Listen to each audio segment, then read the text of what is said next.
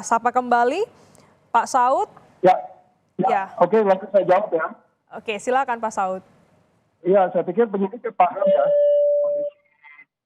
kondisi setiap hambatan, tantangan, gangguan yang akan muncul dari setiap operasi, katakanlah penggeledahan. Penyidik yang paham situasinya seperti apa. Mereka akan menganalisis medannya juga.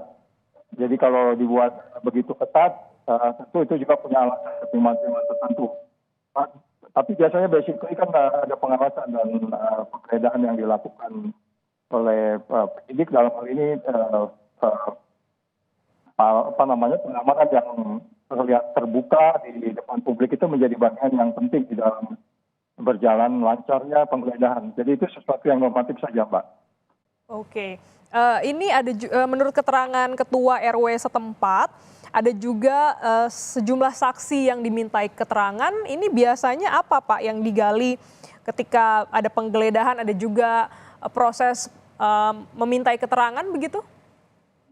Oh ya, tentu itu ada kaitannya. Berarti penyidik sudah memiliki informasi juga sebelumnya tentang apa, siapa, bagaimana, dan seterusnya yang terkait langsung tidak langsung terhadap case ini. Sehingga tentunya kalau langsung terkait, apakah itu nanti, karena kalau kita bicara tindak pidana korupsi kan itu selalu berikutnya nanti kan ada TPPU. TPPU itu kan juga macam-macam.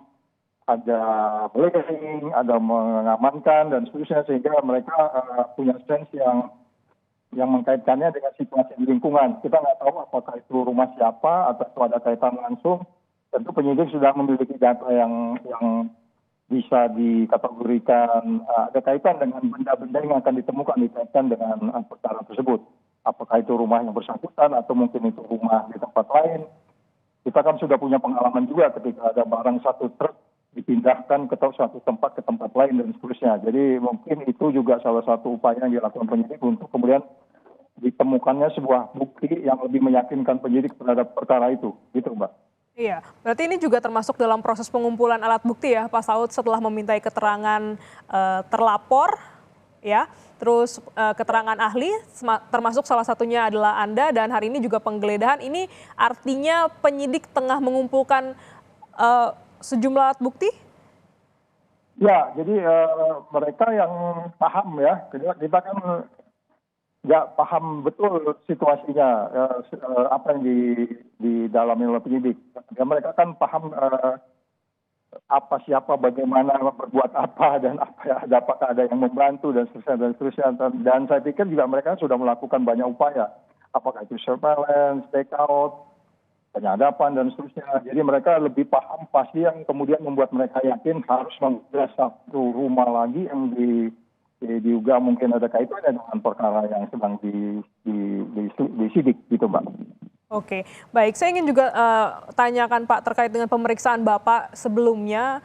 Ini yang dimintai keterangan begitu ya oleh penyidik Polda Metro Jaya. Apakah juga ini menggali sebenarnya ada unsur-unsur pidana yang diduga dilakukan oleh Firly Bahuri dalam kasus pemerasan ini, Pak? Ya, karena saya waktu itu fokus kepada pasal 36 dan 65 Undang-Undang KPK, dan di situ tidak ada teguhan sebenarnya kalau lihat urutan waktunya. Sehingga kalau kita hari ini di sisi mana, apakah itu kaitannya pasal itu atau pasal lain, saya belum paham ya, supaya kita tidak mendahului penyidik, mereka yang lebih paham. Tetapi kalau berkaitan dengan sisi pertanyaan yang diajukan ke saya ketika itu dan cara saya memberikan materi jawaban, kelihatannya penyidik juga sudah tidak pada posisi ragu tentang pasal 36 dan 65 ini. Jadi saya pikir tanpa kita harus abuse of power atau mendahului atau menghilangkan azas praduga tidak bersalah. Tetapi kalau sudah dilakukan penggeledahan, tentulah itu suatu proses selanjut yang kita harus perhatikan what next-nya apa, kan begitu. Saya juga mengikuti ya bagaimana proses ini. Foto yang beredar ini Ketua KPK Firly Bahuri bertemu di sebuah tempat olahraga begitu ya Pak, GOR Bulu Tangkis. Apakah ini tempat yang wajar dan sebenarnya apa yang seharusnya dilakukan oleh pimpinan KPK jika diajak bertemu atau bertemu dengan pihak-pihak tertentu ini, Pak?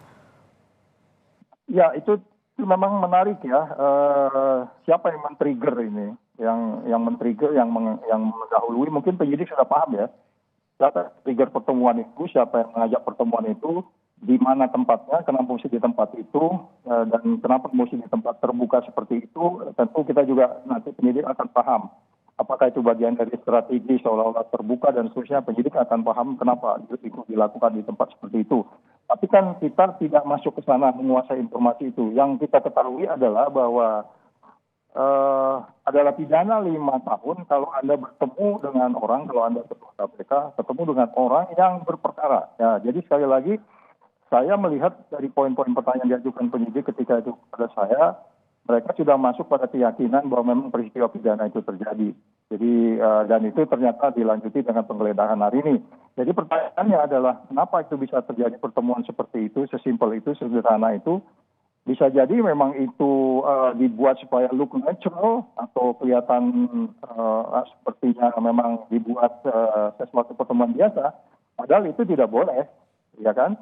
Padahal kita ketahui di masa lalu setiap kita mau perjalanan kemanapun kita harus tanya dulu kepada pengaduan masyarakat apa ada potensi konflik kalau kita berkunjung ke kota A ketemu dengan pejabat A, B, C, D dan seterusnya. Jadi sekali lagi tidak ada alasan kalau memang kita mau kenakan dia di pasal 36 dan 65-nya, Mbak.